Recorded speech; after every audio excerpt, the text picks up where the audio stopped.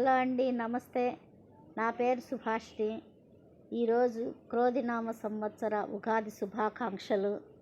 ఈరోజు ఉగాది పచ్చడి ఎలా చేయాలో నేను తయారు చేసి చూపిస్తాను. అన్నీ చూపించి మీకు చెప్పి కలిపి చూపిస్తానండి. దయచేసి చూడండి.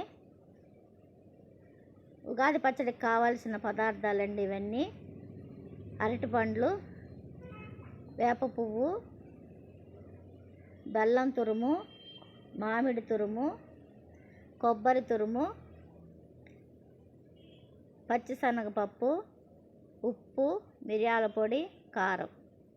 ఇవండి. లాస్ట్లో చింతపండు గుజ్జు మర్చిపోయాను, చింతపండు గుజ్జు అండి. ఇవన్నీ ఎలా కలిపి చూపించాలో మీకు చూపిస్తానండి. ముందుగా అరటిపళ్ళు తీసుకొని ఇవి స్మాష్ చేసుకొని పెట్టుకున్నానండి నేను ఆల్రెడీ. ఇదిగోండి, ఈ అరటిపండ్లు ఇలా చేయాలన్నమాట. దీంట్లో కొబ్బరి తురుము వేస్తున్నాను.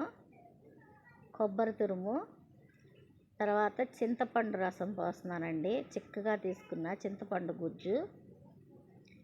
ఇవన్నీ వేస్తూ కలుపుతూ ఉండాలండి. ఒక్కొక్కటి వేస్తూ కలుపుతూ ఉంటున్నాను. ఇప్పుడు మామిడి తురుము అండి, ఇది మామిడి తురుము వేస్తున్నాను. ఇవన్నీ నేను మిక్స్ చేసి పెట్టుకున్నానండి ఆల్రెడీ. మామిడి తురుము తర్వాత కొబ్బరి అండి, తగినంత వేసుకోవాలి. నేను కొంచెం ఎక్కువ చేస్తున్నానండి, మా పిల్లలకి ఇష్టమని, అందుకనే కొంచెం పెద్ద కప్పుతో తీసుకున్నాను కొబ్బరి. చింతపండు, ఇది పచ్చిశనగపప్పు అండి, ఉదయాన్నే నానబెట్టుకొని పెట్టుకున్నాను.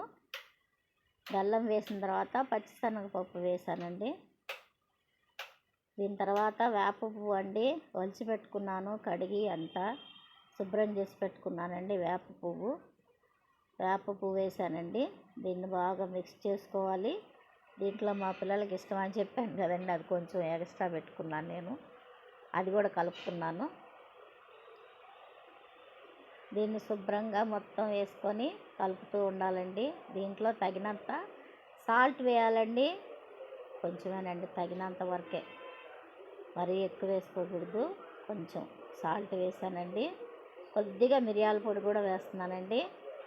మిరియాల పొడి, పచ్చిమిరపకాయలు వేయాలన్నమాట. పచ్చిమిరపకాయలు లేవని కొద్దిగా కారం, అంతేనండి, కారం. ఇవన్నీ వేసి బాగా కలుపుకోవాలండి.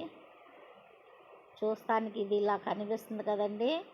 దీంట్లో మనం బెల్లం వేసాం కదండి, ఒక కప్పు నిండా.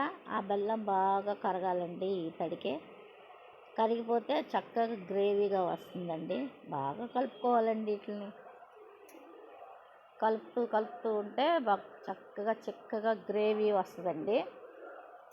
ఇవన్నీ షడ్రుచులు కదా, ఇవన్నీ మనం కలుపుకోవాలండి. తీపి, పులుపు, కారం, వగరు, ఉప్పు అన్నీ వేసుకొని కలుపుకుంటున్నామండి.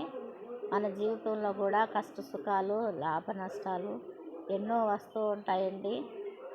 వాటికి గుర్తుగా మనకి భగవంతుడు దీన్ని ఒక సంవత్సరానికి ఒక ఉగాది అని పెట్టి మన తీత కూడా ఇలా తినిపిస్తున్నారు. ఇవి తింటే చాలా ఆరోగ్యం అండి మనకి. సంవత్సరానికి ఒక్కసారైనా ఇది తిని చూపించాలండి. చాలామందికి రాదు. ఇప్పుడు కొత్తగా పెళ్ళైన చిన్న పిల్లలు ఉంటారు కదా, వాళ్ళకి రాదు.